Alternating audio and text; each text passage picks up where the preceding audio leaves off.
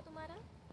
अरे यार, दिन तो अच्छा था, पर मेरी एक फ्रेंड आई है अभी नई यूएस में इंडिया से।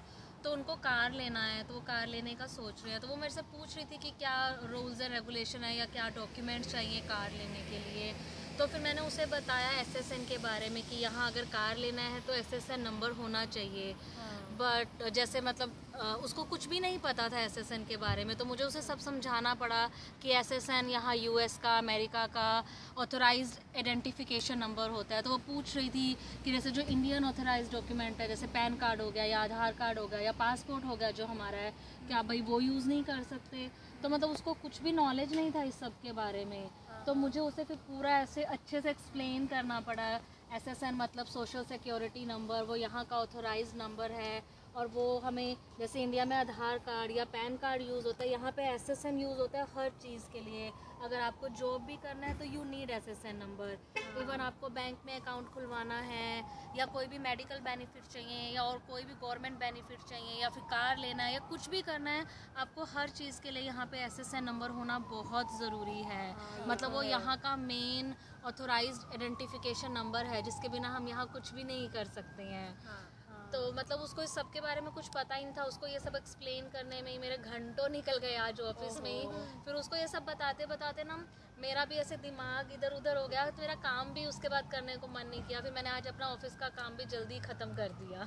ओहो, अच्छा हुआ एटलीस्ट। बट हाँ अच्छा, आजकल ये हर चीज़ कितनी एक्सपेंसिव हो गई है ना अरे यार, बहुत ज़्यादा। यार। मेडिकल एक्सपेंसेस को ही देख लो। वैसे तो यहाँ पर सब कुछ बहुत अच्छा है, लेकिन मेडिकल ट्रीटमेंट इतना एक्सपेंसिव है।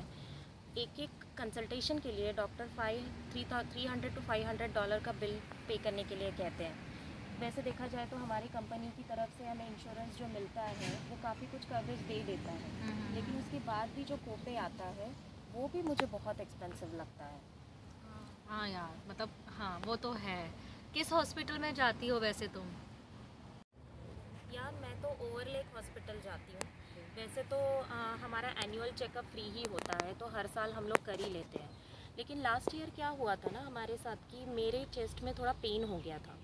और आजकल को तो मतलब चेस्ट पेन को देखो कितना मतलब हम लोग सीरियसली ले लेते हैं। किसको कब हार्ट अटैक आ जाए हमें पता ही नहीं चलता है। बहुत छोटी एज में ये सब कुछ हो रहा है अभी लोगों के साथ। तो इसीलिए हमें लगा कि यार नहीं जाके दिखा देना चाहिए। तो हम लोग तुरंत चले गए वहाँ पर।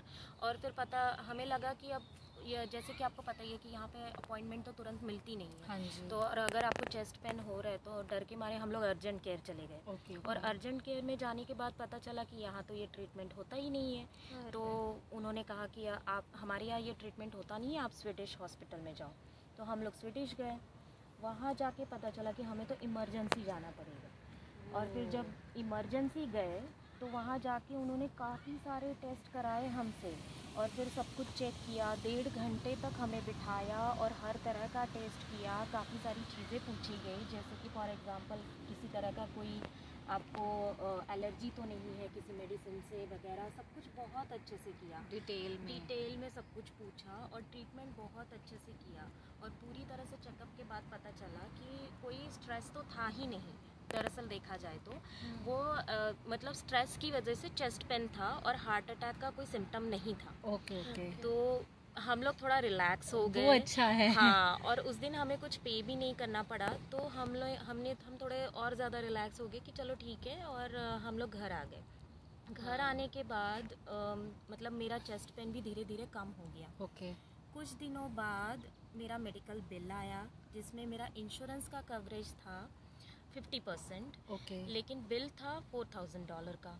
जो वो पूरा मतलब पूरा चेकअप जो उन्होंने 1.5 घंटे का किया उसके लिए पूरा चेकअप का खर्चा जो था वो था $4,000, जिसमें से $2,000 इंश्योरेंस कंपनी ने पे किए और 2,000 थे मेरे को पे किए आउट ऑफ पॉकेट। तो अब यार मतलब हम लोग वैसे इंस्टॉलमेंट में धीरे धीरे करके दे तो रहे हैं, लेकिन आउट ऑफ पॉकेट भी $2,000 का मतलब बहुत ज़्यादा होता है। कुछ लोगों की तो यार महीने की सैलरी भी उतनी नहीं होती है। मुझे नहीं पता कि वो लोग कैसे पे करते होंगे, लेकिन इंस्टॉलमेंट के हिसाब से भी ये काफ़ी एक्सपेंसिव हो जाता है यार। और 2000 पे करने के बाद भी स्टोरी यहाँ पे ख़त्म नहीं होती है। उसके बाद जब हम वहाँ गए थे 1.5 घंटे, मतलब वही जो इमरजेंसी वाला जो 1.5 घंटे का सेशन था, वहाँ डॉक्टर ने हमें रेफ़र किया किसी स्पेशलिस्ट के यहाँ जाने के लिए, किसी हार्ट स्पेशलिस्ट की सलाह लेने के लिए। और जब हमने कंसल्टेशन लिया वहाँ पे तो मतलब वहाँ पर जाके भी डॉक्टर ने हमें कुछ नए टेस्ट बताए, जैसे कि echo, stress test, calcium score test, और फिर इन सब टेस्ट का बिल भी और डॉक्टर का कंसल्टेशन भी बाद में दोबारा उसका नया बिल आया, और वो भी बिल था $4000 का। अगेन उसमें इंश्योरेंस के 50% थे, और फिर हमें 2000 आउट ऑफ पॉकेट पे करने पड़े। तो मतलब सोचो कि 4 महीने में ही पहले 2 इधर और फिर 2 उधर और 2 उधर, तो 4 महीने में ही हमने $4000 का बिल पे किया है। बहुत ज़्यादा एक्सपेंसिव हो जाता है यहाँ पर। यार मेडिकल एक्सपेंसेस का तो पूछो ही मत, बहुत ज़्यादा होते हैं। मेरा भी एक एक्सपीरियंस है, रिसेंटली मेरी एक सर्जरी हुई थी। तो जैसे सर्जरी भी हुई थी ना, तो उसमें बिलिंग इतनी ये लोग अजीब तरीके से करते हैं कि समझना ही मुश्किल होता है। जैसे मैं हॉस्पिटल में गई तो उसको वो फैसिलिटी बोलते हैं, तो एक फैसिलिटी की बिलिंग होती है। फिर जो डॉक्टर मेरी जो स्पेशलिस्ट मेरी सर्जरी कर रहे हैं, डॉक्टर की अलग बिलिंग होगी। फिर जो वहाँ पे सपोर्ट स्टाफ है, जैसे नर्सिस हैं या जो भी और सपोर्ट स्टाफ है, उनकी अलग बिलिंग होगी। और फिर एक प्रिस्क्रिप्शन की बिलिंग की, जो भी हम मेडिसिन लेने का है या जो भी वो ड्यूरिंग द सर्जरी भी जो मेडिसिन यूज़ कर रहे हैं, उसकी भी बिलिंग अलग से होगी।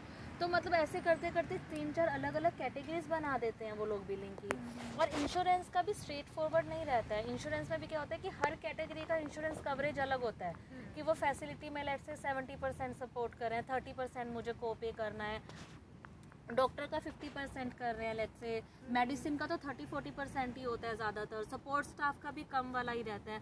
तो ऐसे अलग अलग कैटेगरीज में करते करते मेरा वो पूरा सर्जरी का बिल अराउंड $35,000 था। मतलब बट ठीक है, फिर भी एक सेवियर था कि इंश्योरेंस है, इंश्योरेंस में काफ़ी पार्ट कवर हुआ। बट इंश्योरेंस के पार्ट कवर होने के बाद भी मुझे $4-5,000 अपने पॉकेट में से पे करना पड़ा था। मतलब अब उस मंथ में एक तो सर्जरी हुआ है, फिजिकली ऐसे वीक हूँ, ऊपर से ये जो फाइनेंशियल स्ट्रेस आया, क्योंकि इतना कहाँ हम लोगों का सैलरी होता है ना कि 4-5,000 आपको एक ही दम से देना पड़े, इतना डॉलर अमाउंट देना पड़े। तो मतलब जो एक मेंटल स्ट्रेस होता है ना, वो भी बढ़ जाता है अगर कोई ऐसे मेडिकल इमरजेंसी आ जाए यहाँ पे तो।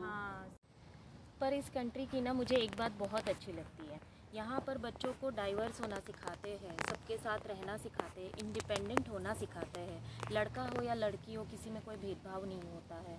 और इतना ही नहीं कि बूढ़े बच्चे जो भी हो, सब लोग एक साथ रहते हैं। इनफैक्ट स्कूल्स में तो एक कोई भी हर किसी क्लास में नॉर्मल बच्चों के साथ एक स्पेशल नीड्स वाला बच्चा भी असाइन किया जाता है। रियली? हाँ, और उनको एक पैरा एजुकेटर भी दी जाती है, ताकि वो मेक श्योर करे कि वो बच्चा उन लोगों के साथ सही तरीके से पेश आए। इसके अलावा जो क्लास के बच्चे होते हैं वो रिस्पेक्ट करना सीख जाते हैं कि स्पेशल नीड्स के बच्चों के साथ किस तरह से पेश आना चाहिए। और उन हाँ, काफ़ी कुछ अच्छा भी यहाँ सिखाया जाता है। तो ये चीज़ मुझे काफ़ी अच्छी लगती है कि हर चीज़ में बच्चों को ये सिखाया जाता है कि कैसे आप अपने अंदर की पॉजिटिविटी बाहर निकाल सकते हो।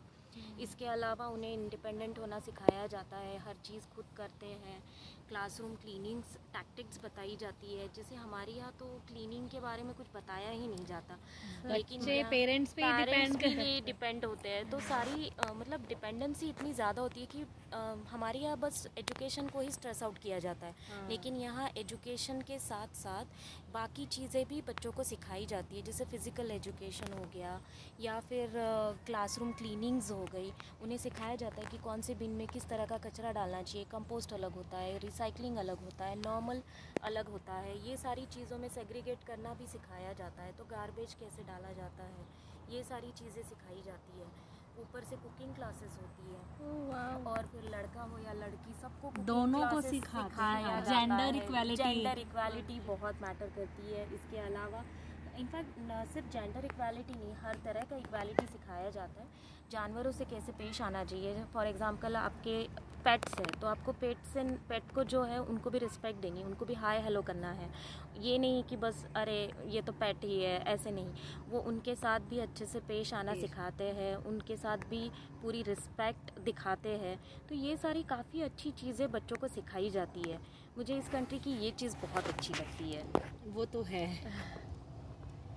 इसके इसके अलावा बच्चों को हाइजीन सिखाया जाता है। क्लासरूम में खाने से पहले हाथ धोना, खाने के बाद हाथ धोना, हर कोई काम करने के बाद आपको सैनिटाइज़र यूज़ करना, ये बार बार रिमाइंड किया जाता है। वेट वाइप्स यूज़ करना, अपने डेस्क को साफ रखना, ये सब भी सिखाया जाता है। Good hygienic practices. और फिर गार्डनिंग प्रोजेक्ट्स भी होते हैं। बच्चों को बाहर ले जाया जाता है, प्लांट्स करना, मतलब जो छोटे छोटे बीज होते हैं उनको थोड़ा सा गार्डनिंग करके उनको प्लांटेशन सिखाया जाता है। और फिर छोटे छोटे पौधों का केयर करना सिखाते हैं, पानी देना, उनका केयर करना डेली रूटीन से, ताकि रिस्पॉन्सिबल हो जाए उस चीज़ के लिए, ये सब सिखाया जाता है। इसके अलावा लॉकर्स होते हैं बच्चों के पास, ताकि वो अपनी सारी चीज़ें अरेंज करके रख सके, अपने प्रोजेक्ट्स को प्रॉपर्ली सेग्रीगेट करके रख सके। और फिर पूरा मतलब वो लोग भी सीख जाते हैं कि अपनी चीज़ों को कैसे संभाल के रखना है, अरेंज करके रखना है, अपनी बिलोंगिंग्स को कैसे ऑर्गेनाइज करके रखना है। तो ये सारी चीज़ें भी यहाँ पे कवर कर लेते हैं। तो मुझे ये सारी चीज़ें यहाँ की बहुत अच्छी लगती है। हाँ यार, मतलब जैसे अगर कोई बच्चे स्लो भी है ना, तो यहाँ पे हमेशा ना बूस्ट किया जाता है, मोटिवेट किया जाता है, पॉजिटिव माइंडसेट कि it's okay, you can do it in your best capacity. बच्चों को ना हमेशा पॉजिटिव स्टेटमेंट देके उनको मतलब काफ़ी मोटिवेट करते हैं, उत्साहित करते हैं कि वो कर पाएँ। ऐसा नहीं है कि डांट दिया, पनिश कर दिया। पनिशमेंट रूल भी यहाँ पे मतलब काफ़ी कम है यहाँ पर। इंडिया में हम लोग देखते हैं कि बच्चा नहीं करा तो भी स्टार्ट गेटिंग एंग्री, स्कोल्ड करना शुरू कर देते हैं। तो यहाँ पे क्या है ना, पॉजिटिवली कहते हैं नहीं, you can do it, you are good, good job. तो इस तरीके से एक पॉजिटिव माइंडसेट और एक पॉजिटिव एनवायरनमेंट बहुत क्रिएट करते हैं बच्चों को बूस्ट करने के लिए, कि वो किसी चीज़ में भी अपने आप को इन्फीरियर ना समझें और ट्राई करें, ट्राई योर बेस्ट। एंड जो भी वो कर रहे हैं बोलते हैं you have done the great job. So ये छोटे छोटे जो जेस्चर्स होते हैं ना, दैट रियली मेक्स डिफरेंस। हाँ यार, ये बात तो बिल्कुल है। और बच्चों को ना बहुत अच्छे से सिखाया जाता है कि आप किस तरह से अपने आप को पोर्ट्रे कर सकते हो, मतलब अपना सेल्फ कॉन्फिडेंस बूस्ट अप करो। ये चीज़ उनको बार बार रिमाइंड की जाती है। राइट। अरे यहाँ तो सारे काम ही ना खुद करने पड़ते हैं, किसी भी चीज़ के लिए इतना सपोर्ट सिस्टम नहीं रहता है। जैसे अगर आप यहाँ पे गैस स्टेशन भी जाओ, जो फ्यूल स्टेशन रहते हैं इंडिया में, जैसे पेट्रोल पंप बोलते हैं, तो उसमें भी आपको उतर के अपनी कार में खुद ही फ्यूलिंग करनी पड़ती है। इंडिया की तरह नहीं है कि वहाँ पे कोई सेल्समैन रहते हैं और वो आपको कर रहे हैं। तो यहाँ पे तो मतलब मोस्टली सभी काम खुद करने पड़ते हैं। फर्नीचर ही ले लो, अगर आप कहीं पे भी कुछ भी फर्नीचर ले रहे हो तो जो फर्नीचर आता है वो सारा डिसेंबल्ड आता है। तो आपको खुद उसका पूरा उसका वो रहता है, आपको मिलती है पूरी उसकी इंस्ट्रक्शन पेज मिलता है, उसकी पूरी गाइड मिलती है, और आप देख के उसको फिक्स करते हो। मतलब बेड वगैरह अगर बड़ा फर्नीचर है तो उनको तो 3-3, 4-4 घंटे लग जाते हैं असेंबल करने में। तो फर्नीचर की सारी असेंबली, कारपेंट्री भी खुद ही आ गई आपको करने के लिए। घर के काम ले लो, जितना भी हाउस होल्ड चोर्स है, हमें बर्तन मांजने हैं, चाहे हमें बाथरूम क्लीन करना है, चाहे नॉर्मल जो डेली की मॉपिंग एंड क्लीनिंग रहती है, तो मतलब यहाँ पे क्लीनर होते हैं, आप मंथली या बाई मंथली बुला के क्लीन करवा सकते हो, but that is very expensive. तो यूजुअली डेली रूटीन में वी कांट अफोर्ड दैट ना। तो डेली रूटीन में चाहे आपको अपने यूटेंसिल डिशेस क्लीन करने हैं, चाहे आपको कपड़े धोने हैं, चाहे आपको अपने बाथरूम क्लीन करना है, you have to do it by yourself. तो आप सब कुछ सीख जाते हो। और मतलब घर में पेंट करना है, ठीक है, तो वो भी आपको खुद सारा सामान खरीद के लाओ। स्टोर्स हैं, होम डिपो जाओ, वहाँ से आप सब पेंट और जितनी भी एक्सेसरीज है सब मिलेंगी। You have to do it by yourself. Carpentry आप कर रहे हो, पेंटिंग आप कर रहे हो, फर्नीचर की असेंबली आप कर रहे हो, हाउस होल्ड काम सब आप कर रहे हो।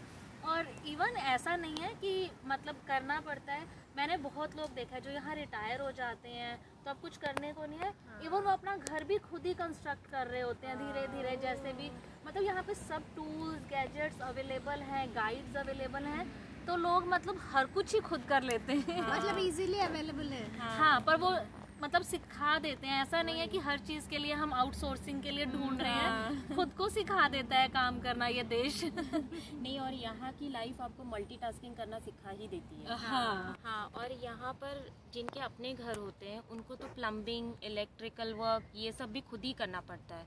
और जो लोग रेंटेड हाउस में रहते हैं उनको तो फिर भी मेंटेनेंस वाले लोग आके करवा के चले जाते हैं, लेकिन जिनके अपने घर होते हैं उनको तो बहुत ज़्यादा काम करना पड़ता है। इनफैक्ट उनके गार्डनिंग भी उनको खुद ही करनी पड़ती है, उनको कारपेंट्री भी खुद ही करनी पड़ती है, और कुछ प्लम्बिंग इश्यूज आते हैं, इलेक्ट्रिकल इश्यूज आते हैं, तो उनको वो सारी चीज़ें सीखनी पड़ती है और खुद से करना पड़ता है अपने घर, करना पड़ता है अपना घर मेंटेन। Right right. तो यहाँ पे आके लोग मतलब हर तरह का काम सीख जाता है। इंडिया में तो हमें हेल्प मिल जाती है, लेकिन यहाँ हेल्प मिलना मतलब इट्स वेरी एक्सपेंसिव।